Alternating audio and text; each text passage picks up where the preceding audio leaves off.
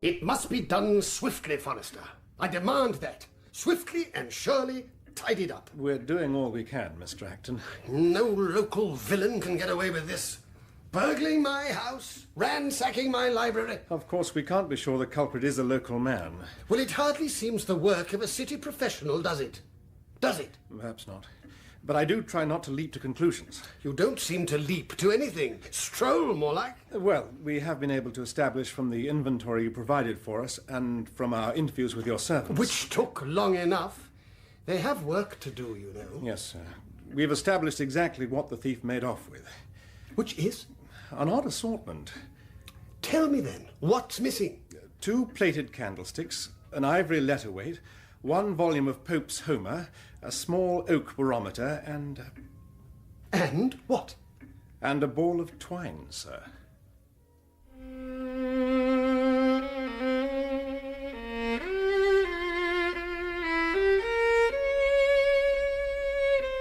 The Reigate Squires by Sir Arthur Conan Doyle.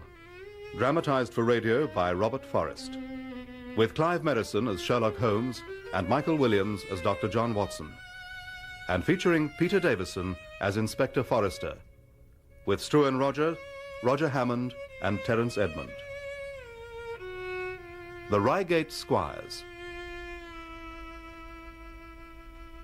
It was on the 14th of April, 1887, that I received a telegram from Lyon, informing me that Sherlock Holmes was lying ill in the Hotel Dulong. Within 24 hours, I was in his sick room. His iron constitution had broken down under the strain of his investigation into the colossal schemes of Baron Maupertuis, the most accomplished swindler in Europe. Holmes' exertions had been immense and had extended over 2 months. Now his hotel room was literally ankle-deep in congratulatory telegrams, but I found him prey to the blackest depression. There we are, all done. And I'm happy to say there's nothing at all formidable in your symptoms. Yes, so the local quacks already told me. Rather brusquely. Exhaustion, Holmes, complete exhaustion. Yes, complete. So complete. Almost. Almost what, old man? Oh, very good. You frighten the man. Such weariness. You can rest here. It's an attractive, quiet place. You can lie here and bask in the knowledge that all Europe is ringing with your name. Oh, I'm weary of all that, too. Sherlock Holmes, weary of adulation. The spectre of a one. Yeah, the fellow I put behind bars has more intelligence than all of them put together. There's a telegram here from royalty. The work of his secretary, no doubt. This will pass, Holmes. Give yourself time. A week or 2, then you'll be back on your feet. I'm glad you've come, Watson. I'm happy to be here. Yes. You can make the arrangements. What arrangements? For the journey. I intend to leave here tomorrow. Another hour, Watson. Only 1 more hour, and we'll be back in London. My city. Streets, river, the voices, all the criminals and narcs there to welcome me home. Mrs. Hudson will welcome you home. Yes, it might even be a pleasure to see Inspector Lestrade again. I hope it will be some time before he comes calling. I'll take your advice, old man. Never fear. Doctor's orders, friend's advice. Just you wait. You watch me thrive. Resurrected the moment we pull into Victoria. Just wait and see. And I did see. Within an hour of his arrival at Baker Street, Holmes relapsed into that dreadful lethargy, that weak and melancholy state that had so alarmed me in Lyon, and alarmed him too, I think. What he might do to try to escape from that condition was cause for extreme concern. I thought some change of surroundings might help, a week of springtime in the country perhaps. But I knew trips to the country with no villain to pursue held no attractions for Holmes. Some diplomacy was needed. Holmes, do you recall a friend of mine, Reginald Acton? Yeah, yes, I recall the name. I don't believe I've met the fellow. No, you haven't. But I think you should. Why? He has a place near Reigate, and has invited me there for a few days of relaxation. If you're keen to go to Surrey, Watson, please do. He says that if you would come with me, he will be more than happy to extend his hospitality to you also. You quote from his letter. Yes. Will you come? I'll do well enough here, I think. As your friend, Holmes, and as a doctor, I strongly advise you to take advantage of this invitation. A change of air, a change of habit. Do you have one particular habit in mind? Oh, you know I do. Cocaine. In your present weak condition, indulging in that pathological and morbid game could at last rob you of the great powers with which you've been endowed. Oh, now you quote from your own prepared speech. I fear if I leave you alone, you will indulge. You are agitated, Doctor. I recommend a short holiday for you. And you? Is it, a bachelor establishment? Yes. Yes. And I won't be expected to listen to you and your friends' reminiscences about youthful days together? You will be allowed the fullest freedom. Well, I'll have one more pipeful, then give you my decision.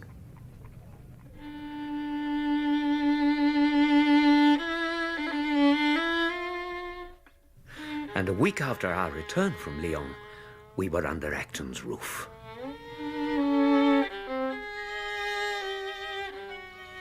I have to say, he's not quite what I expected. He never is.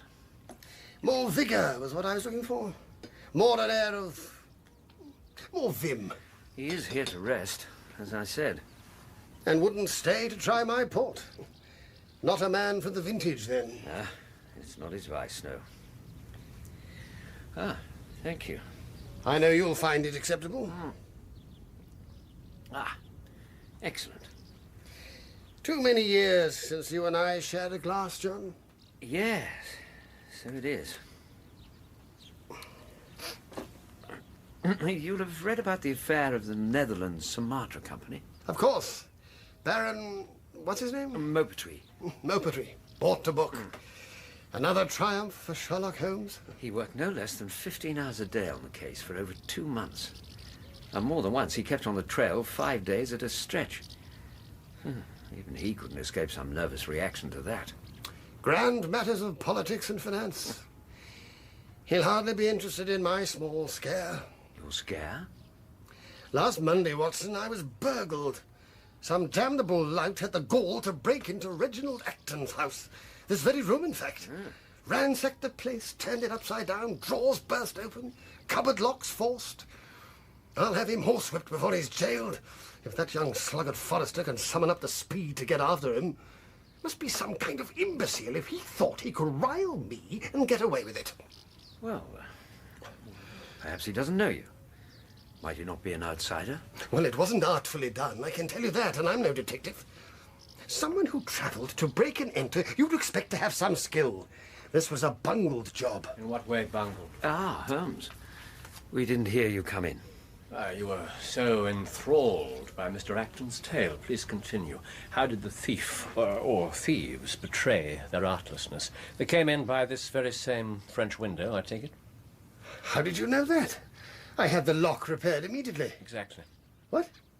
Oh, I see, yes. Sherlock Holmes at work. Very good. And you say you're convinced it was the work of amateurs? Amateurs or madmen, judging by their haul. Odds and ends were all they got away with. Nothing of value or significance. A couple of candlesticks, letter weight. They seem to have grabbed hold of anything they could get. Were they disturbed? Holmes. No, they had all the time in the world. No one in the house had a thing. So why include a ball of twine in their booty? Why, indeed. Holmes. It's all right, Watson. I shall leave the matter in Forrester's hands. He's of the county police, is he? Yes, inspector's his title, but he's hardly more than a boy. And infuriatingly cautious. Well, I've been called that myself.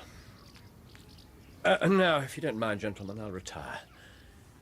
Your grounds are splendid, Mr. Acton, and their sweet air has a decidedly sedative effect, just as you predicted, Watson.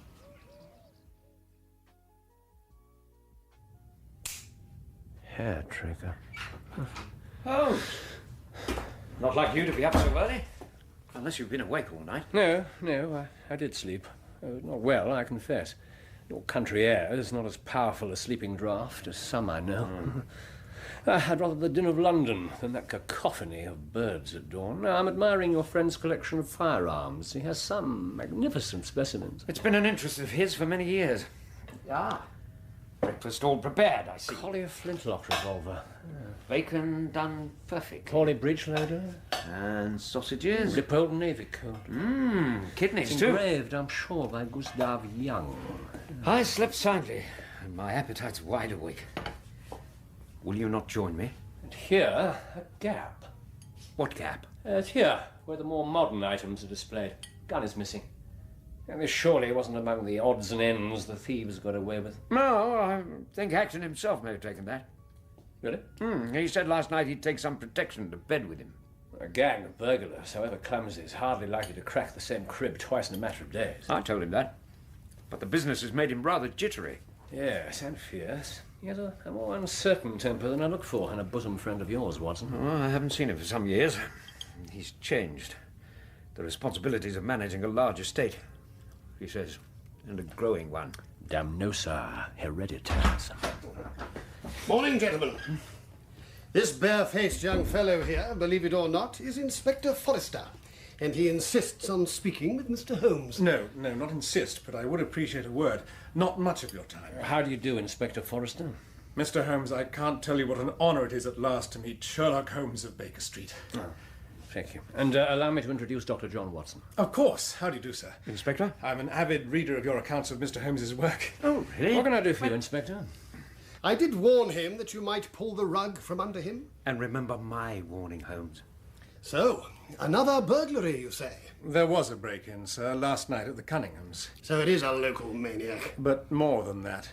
This time it's murder. Murder, indeed. Well, now. Holmes, please. Inspector Forrester, why don't you join us at this excellent breakfast and tell us your story at leisure? I'm told you're admirably methodical, as I am. Both Mr. Cunningham's father and son saw the intruder running off across the garden and over the hedge, leaving William Curwen, their coachman, shot dead. Could either father or son provide a description? Only that he was of middle size and dressed in black. Yes, and this William Curwen. A decent enough man, so far as we know. He's been in the Cunningham service for years, unmarried, lived at the lodge with his mother. And the shooting took place shortly before midnight. Why would Curwen be at the main house at that hour? We first tried to find out from his mother, but she's very old and deaf. She was never bright, and this shock has made her half-witted. We can get nothing from her. But there's this paper. It was found between finger and thumb of the dead man. Yes, a fragment torn from a larger sheet. 1, 2, 7 words in blue ink. You'll observe the hour written there as the very time Curwen was shot. Yes, I do so observe. Would you care to examine this, Watson? No, I'd really rather not. And I'd rather you didn't either. Forgive the good doctor, Inspector. He's grumpy this morning, didn't sleep well. On this torn corner of paper are 7 words. At 11:45, learn what may be. This is of extraordinary interest. At 11:45, learn what may be. 7 words on a 2-inch scrap? Part of a remarkable document, I assure you. I'd be grateful for any pointers you could give, sir. Forgive me, Holmes, but I must be blunt. Inspector Forrester, Mr. Holmes is here to convalesce after a serious illness. As his doctor, any involvement in a murder case I have to view as a threat to his full recovery. Oh. Dr. Watson is, of course, correct. Thank you. I cannot become actively involved in your investigation. I understand, of course. I hope you'll forgive the I intrusion. will, however, take all his advice and enjoy a health-giving stroll in the fresh air he thinks so highly of. Perhaps I could accompany you to your next port of call, Inspector. Curwen may have torn the fragment from his murderer's hand, or the other way around. The murderer may have torn the rest of the sheet from him. Young Mr. Cunningham did see them resting together. Inspector, maybe pause a moment. Of course. Dr. Watson's more in the right than I believed. I'm not yet strong again. This is tiresome. I'm sorry, sir. Now, the note reads as though it were an appointment. Let us suppose for a moment that it was sent to Kerwin. Now, whoever wrote it could not have taken it. Otherwise, the message could have been given by word of mouth. So, who delivered the note? Almost certainly the postman, sir. I made inquiries. Kerwin received a letter yesterday by the afternoon post. Oh, it's a pleasure to work with you, Forrester. Work with me? What were you striding out for when I so annoyingly held you back? I thought perhaps you might like to take a look at the scene of the crime. Capital idea. But first, let's examine poor dead Kerwin. Yes, a man of about 45. 46, we believe. Huh? 5'4". Exactly. Medium build, 9 stone, 5 or 6. Thinning hair. Full set of teeth. Plainly but respectably dressed. Suit far from new but well looked after. His mother's a seamstress. She won't mend this. No. What's your opinion of the wound, Inspector? A revolver, probably. Yes, from a distance of something over 4 yards. No powder blackening on the clothes. Right, and in his pockets? Nothing of interest. It's all here. His handkerchief, pocket knife, 1 4 halfpenny. The handkerchief is spotless. Mother's care again. So, what can you tell me about his employers? I should have some knowledge of them before we meet. The son, Alec Cunningham, I don't know well. He spends most of his time in London, but he's been here constantly for the last 2 months. A smart young man, very lively. His father's a slower type altogether, gloomy even. He is, I suppose, our leading squire about here. How long he'll remain, sir, of course, is in doubt. Why's that? The lawsuit. I'm sorry, I assumed you knew, being a friend of Mr. Acton. No, I'm Mr. Acton's guest, but I met him for the first time yesterday. He has a lawsuit against the Cunninghams, some dispute over land. Oh, interesting. The lawyers have been at it with both hands for years. Mr. Acton and old Mr. Cunningham are about worn out with it. I think that's why young Alec's more at home these days, to support his father. Yes, and unfortunately, Mr. Acton has no son and must deal with matters on his own. Now, if you don't mind my tagging along with you, why don't we take up your first good notion and visit the scene of the crime? Well, Inspector, in spite of the fact I've shown you all this before, I'm happy to do so again.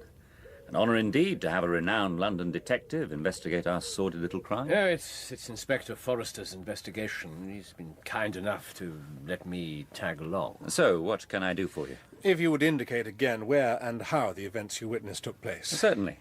You're standing, Mr. Holmes, on the very spot poor Kerwin died. Still, I expect you've stood on many such spots. Where were you, Mr. Cunningham? When he died, I was kneeling beside him. Before that, I was in my bedroom, smoking a last pipe. Where's that? Where is what? Your bedroom. Which window? That one. Second story, directly above the kitchen door here. Yes. And your father's? The one next to mine. I see. Do go on. Right. I Forgive heard... my interruption, Inspector. I'm sorry. I heard Kerwin call for help, and of course I came dashing down to see what was up. I got as far as the foot of the stairs and saw Kerwin and some villain wrestling right here. The door was open, then? Of course. It had been forced open. You can still see the signs of it. Oh, yes. Kerwin was tackling a burglary, you see. Didn't the inspector tell you that? He did, of course, yes. I'll try not to interrupt again. Well, I had no chance to intervene because I'd no sooner got a view of what was happening when there was one gunshot. Kerwin fell back, releasing his killer, so to speak, who took off like a deer. Across the garden, you said? To the left of that bush, yes, and through the hedge there. I'll just have a glance at the escape route, if you don't mind. I always find it a help to get as clear a picture as possible of events. Forrester, I can't say I'm mightily impressed by your famous companion. Mr. Holmes's brilliance is a legend. And what's a legend? A fairy story? His successes are a matter of official record. Perhaps he's simply past his best. I'm sorry if I offend your reverence for a legend. A most pleasant garden, Mr. Cunningham. Very well laid out. Kind of you to say so, Mr. Holmes. All this was my late mother's work. She was the genius of this place. Now, Inspector, don't let my amateur interest detain you any longer. You wish to speak to Mr. Cunningham's father, I believe. Yes, if he's at home. Oh, certainly. Follow me in, gentlemen. It's a dreadful business. Dreadful. We won't trouble you long, Mr. Cunningham. Burglary, now murder. It's dreadful. And you didn't see the murder clearly, sir? No, thank God. But what you did see from your window confirms your son's view of the matter. Well, it would, wouldn't it? We were looking at the same thing. But from different viewpoints. Witnessing a violent crime can, well, be a disorientating business. And Mr. Holmes must have witnessed hundreds. You don't keep a dog, Mr. Cunningham. A dog? What's that got to do with it? Well, it simply popped into my mind.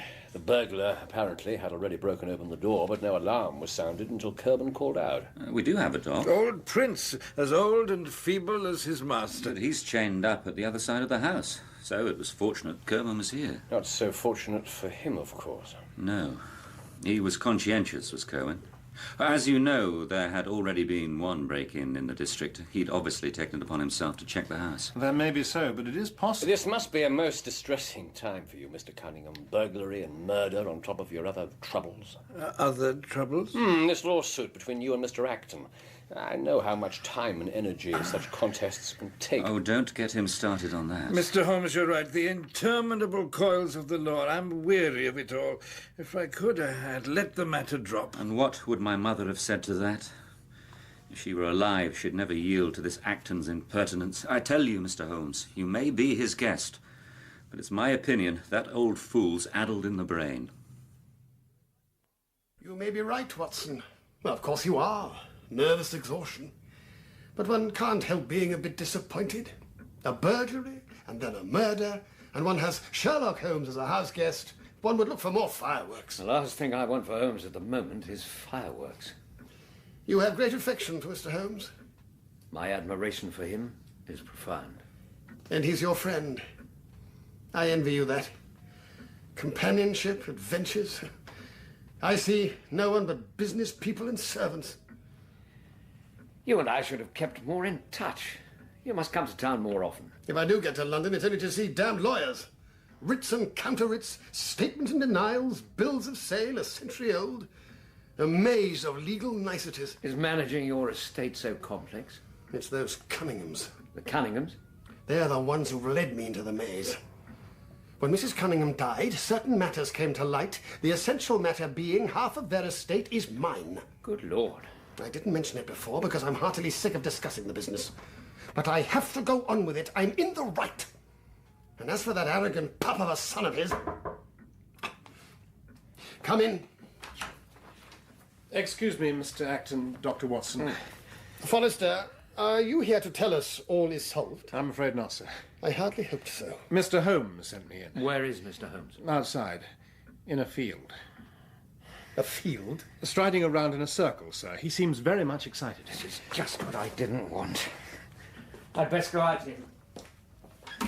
Mr. Holmes prepared this document, sir, which he asks you to sign.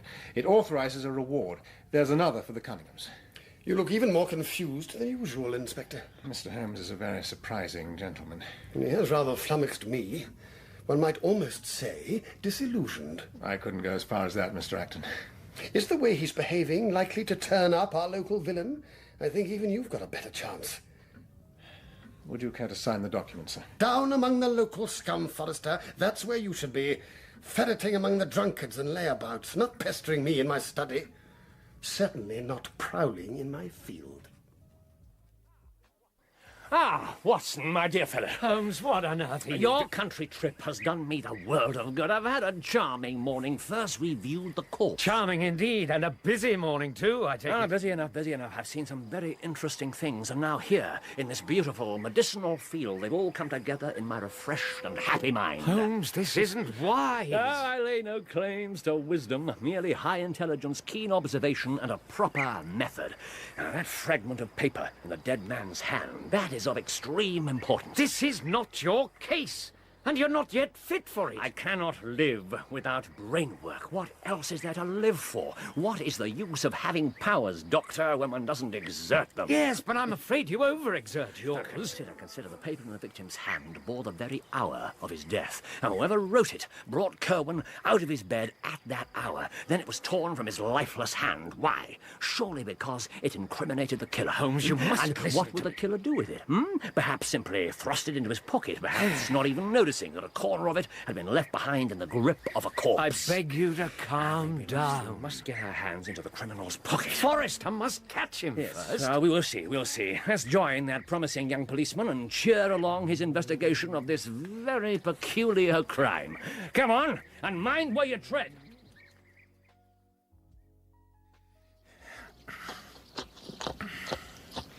Good day once more, Mr. Cunningham. Oh, Mr. Holmes, I didn't expect to see you again so soon. Inspector Forrester is a most meticulous man, and he's consented to allow my friend and me to watch his review of this horrible crime. Horrible indeed. How do you do, sir? My name is Dr. Watson. Oh, how do you do? So, Inspector, carry on. You were keen to hear, again, Mr. Cunningham's version of events. If you don't mind, sir, if you're not overly occupied now. No, I was simply pottering here. We tried to keep the garden in good shape. It was my wife's pride, but I can hardly keep my mind on it today. These terrible events that plague me so. You were in your bedroom when Cohen called out. Yes, I was in bed, in fact. And you went immediately to the window? Yes. And what did you see? I saw someone running across the garden. Where, unfortunately, the ground is too hard for distinct tracks to be left. Yes. And he got out onto the road through the hedge? Yes, just there, to the left of that bush. There's a bit of a gap in the hedge there, you see. He vaulted through that. Where the ditch is broadest. And so out onto the road, and then I lost sight of him. Ah, London celebrities here again. Your father's been going over the murderer's escape with me. Aren't you tired of hearing that story? Especially his vague account. Mine is clearer. I saw it all. Yes, let's see. You were in bed too when the alarm was sounded. No, I told you. I was sitting up having a last pipe. Of course, forgive me. So there you are, all at ease in your dressing gown, no doubt, enjoying your smoke when a horrible crime is committed beneath your very window. Right. And I ran straight down and I saw what I've told you a dozen times that I saw. It's a bit rich that I should have to endure this because you can find no clue at all to the murderer's identity. That's not strictly true. There is one extremely puzzling... Oh, I'm sorry. Oh, heavens, Mr. Holmes. What's the matter with him? He's fainted. Holmes, are you all right? Can you hear me? The man's out cold. I was afraid of something like this. Help me lift him. Let's get him inside. Holmes? Holmes? I think he's coming round. Ah, just take your time, old man. I'm so frightfully sorry. How long was I out? Only for a minute. A minute? How ridiculous. You said you were afraid of this. Is he prone to fainting? No, but he's been ill. I'd rather suspect it. The reward. We mustn't forget the reward. What reward? Leave that for You have the form I prepared, Inspector. Yes, but surely that can wait. These things cannot be done too promptly. We should see to it while we remember. This is the form here, Mr. Cunningham. £50 is enough, I thought, and if you'd be good as to sign it, Mr. Acton's already done so. Very well. I don't see the need for this rush. I'll just step outside for a moment. Holmes, no. Sit where you I are. assure you, Doctor, I am fine. You see, on my feet and fighting fit. You most certainly are I not. need just a minute alone in your blessed fresh air, if you'll excuse me, gentlemen. This is absurd. I'm beginning to fear for that man's sanity. How are you? I'm all right, Watson.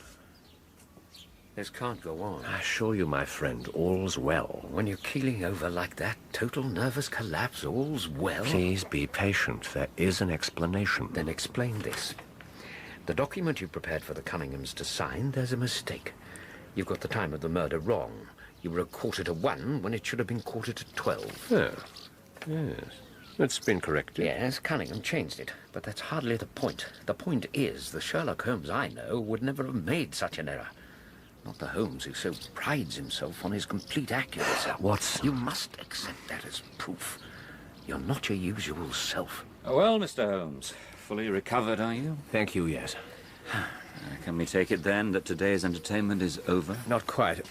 I was examining the scene again, and we must conclude that this was a most extraordinary burglar. Both you and your father had only just gone into your bedrooms, is that right? Well, a minute or two. So both your lamps were still lit? Yes? Yes, and this bold villain breaks into a house at a time when he can see from the lights that at least two of the family are still afoot. Is that not decidedly unusual, Inspector? It is, yes. I had mentioned... All right, so he was a cool hand or a madman.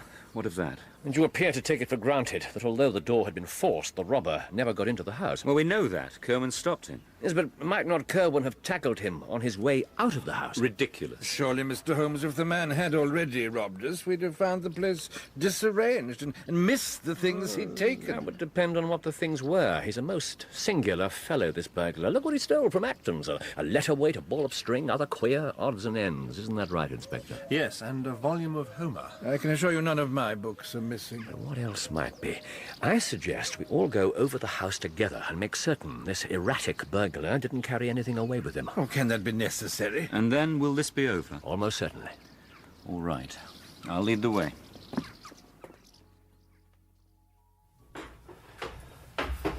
So, here we are. You've sniffed around the kitchen, the drawing room and study, and these are our bedrooms. Oh, it's an attractive house.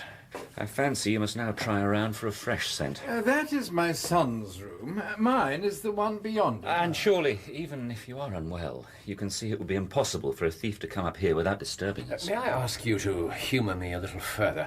I'd like to see how the windows of your rooms command the garden. If you must. Ah, yes, indeed.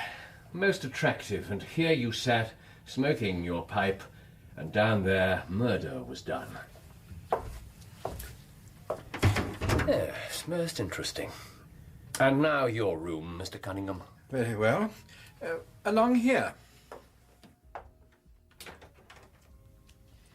The view from my window, obviously, is much the same as from my son's. Obviously. Of course, but every angle is necessary to achieve the full picture. You can see how my father could easily lose sight of the fellow in the dark once he had reached the road. Holmes, be careful. Oh, I say, Watson, you've done it now. What? Well, look at the mess you've made of the carpet. Here, let me pick up the glass. No, I'll get it. It's quite shattered. I hope it wasn't too valuable. No, not at all. Don't worry, please. This dish here, put it in this. Watch out now, there are some sharp pieces. And watch out you don't step on an orange. I think one rolled under the bed. Oh, this is fine entertainment. Detectives at work. Where's Mr. Holmes? Slipped away in embarrassment, has he? He was right here. He said nothing. Yes. Well, there is no other conclusion. The man's off his head. I must ask you to mind your tongue, sir. Second opinion, is that, Doctor? Ah, there you are, Mr. Holmes. Forgive my brief disappearance, gentlemen. And now, Inspector, I'm able to ask you to arrest these men. What? Arrest whom? Both Mr. Cunningham's. He is. He's mad. But on what charge, Mr. Holmes? That of murdering their coachman, William Kerwin, of course.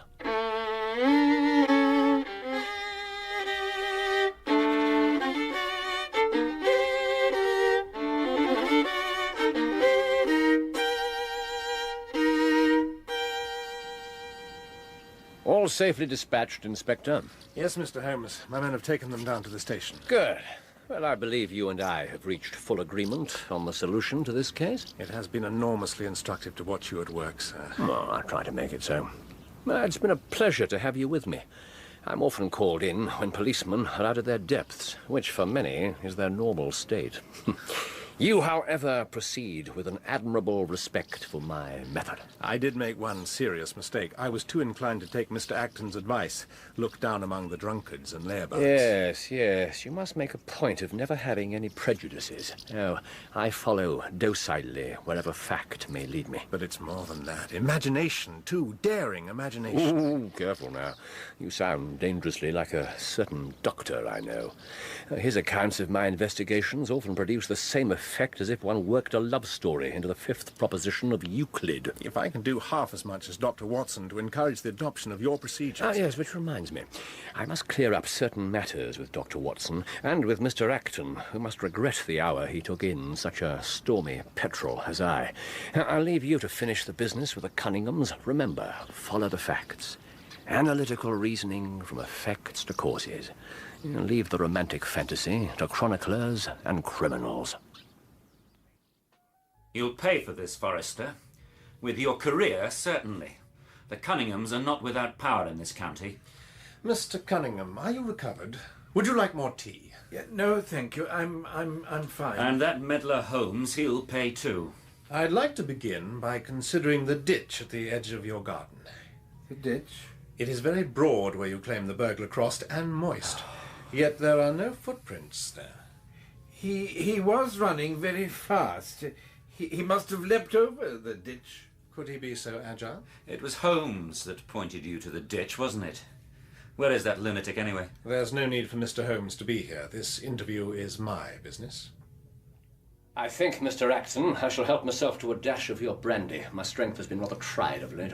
Of course, please do. No more of those nervous attacks, I hope. No, no, my friend. But I'll come to that in its turn. Ah, oh, that's better. Now, it's of the highest importance in the art of detection to be able to recognize out of a number of facts which are incidental and which are vital. In this case, there was not the slightest doubt in my mind that the key to the whole matter lay in the scrap of paper in the dead man's hand. But so little. What was it? At 11:45, learn what may be.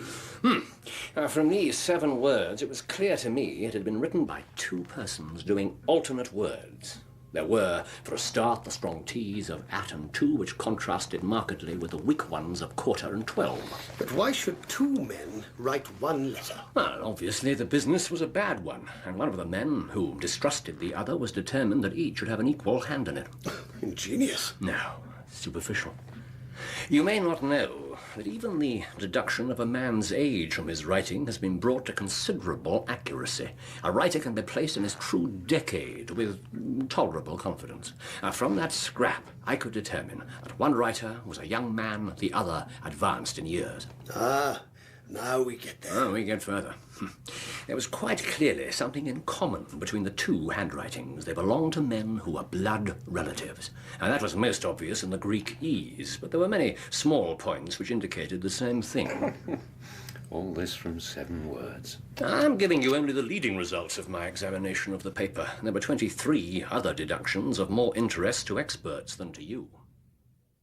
The shot that killed William Cowan. Yes, which we called you in to solve for us, only for you to drag in Holmes, who entangles us, the Cunninghams of Reigate, I remind you. By God, if my mother was here, she'd have you trembling. It was a revolver that killed him. It certainly sounded like one. Fired from a distance of over 4 yards. Do these details matter? All details matter, Mr. Cunningham.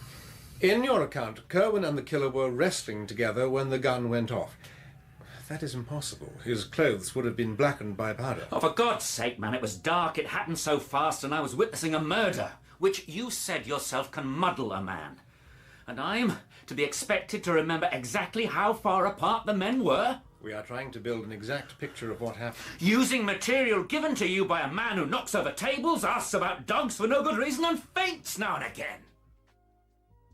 Inspector Forrester, who will go far if he continues to follow my method, made one initial mistake. He began with the assumption that these county magnates had nothing to do with the crime. In the garden, he was about to tell them the importance of the letter. I thought it essential. They should not even be reminded of its existence, and so, to, change the conversation, as it were, I tumbled down in a sort of fit. What? You mean all my concern was wasted? Your feint was an imposture? I do apologize, old man. Oh, you devil. I have to say, though, speaking professionally, it was admirably done. Oh, it's an art which is often useful. Another little ruse, which I'm afraid rather embarrassed you, was my toppling the table in Cunningham's bedroom. A distraction. A rather messy one. I'm rather lost here, gentlemen. You see, Mr. Acton, I was now sure young Cunningham had torn the letter from Cowan's hand, and almost sure he must have put it into the pocket of his dressing gown, which he was wearing at the time of the murder. I'd seen it hanging behind the door in his bedroom. I upset the table, and while everyone, including, I'm sorry to say, the good doctor here, was picking up broken glass and scattered oranges, I slipped back to Alec's room, and there it was. Yet more incriminating script. The picture I now have of these 2 crimes, the burglary at Mr. Acton's and the murder of Cowan, is this. Pictures in your vulgar little mind don't interest me. Alec, please. Please what? Grovel to this shabby nobody? The picture is this. 2 men broke into Mr. Acton's. Their intention was to steal some document which might be significant in a lawsuit. Oh, God. Shut up, Father. Don't interrupt the inspector in his fantasy. Unable to find the document, they carried off whatever they could lay their hands on to make it look like an ordinary burglary. William Cowan, meanwhile, had secretly followed these 2 men, and having got them into his power, proceeded to blackmail them.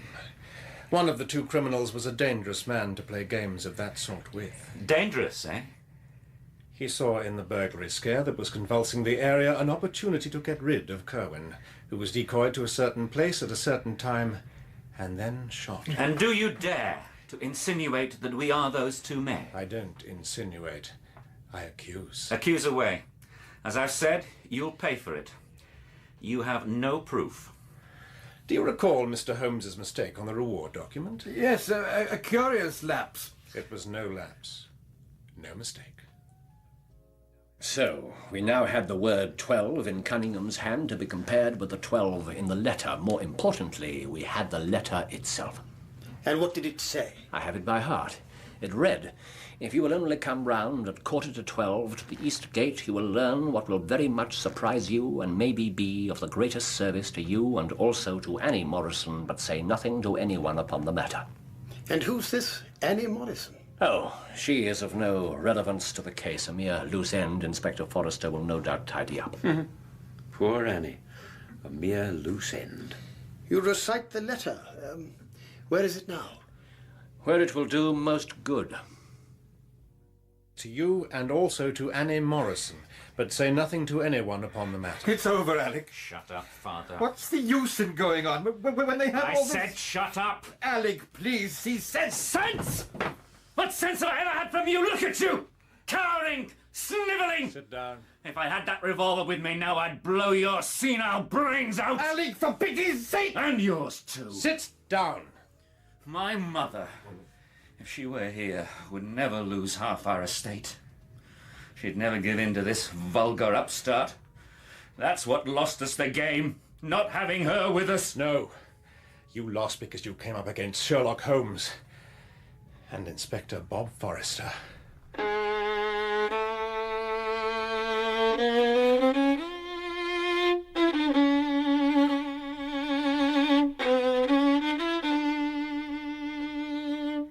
Well, Watson, our quiet rest in the country has been a distinct success. You do seem much invigorated. Yes, fit enough now to get back to London. And you won't change your mind, come with me. No. I think Acton would be glad of my company. For a few days more. Huh? You of his? Well, you know how fine his hospitality is, and I'm sure he'd be the better for... Resonances of youthful days. Perhaps. Stout fellow. So, a few days, then back to Baker Street. Most certainly. Yes, excellent. Holmes, there's one thing. Indeed? When he fainted, or pretended to, it was to stop Inspector Forrester from mentioning the letter. Correct. Why hadn't you simply warned the inspector not to mention it? There are two possible explanations for that. One is that I had been immediately impressed by that young man and was pleased to watch his growing understanding of the case. I wanted to guide him, but at the same time allow him to draw his own conclusions. This could only be good for him. I see. Yeah. And the other possible explanation? That is that you, my dear doctor, were right all along. I was not in full possession of my normal astuteness and had simply forgotten. Till we meet again in London, Watson. Good day to you. Good day, Holmes.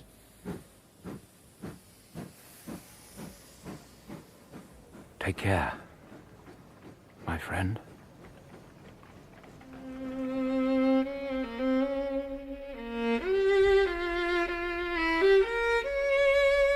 In The Reigate Squires, Sherlock Holmes was played by Clive Merrison and Dr. Watson by Michael Williams, with Peter Davison as Inspector Forrester. Acton-Cunningham was played by Struan Roger, Mr. Cunningham by Roger Hammond, and Mr. Acton by Terence Edmund. The violinist was Leonard Friedman. The Reigate Squires was dramatized for radio by Robert Forrest and directed by Patrick Rayner.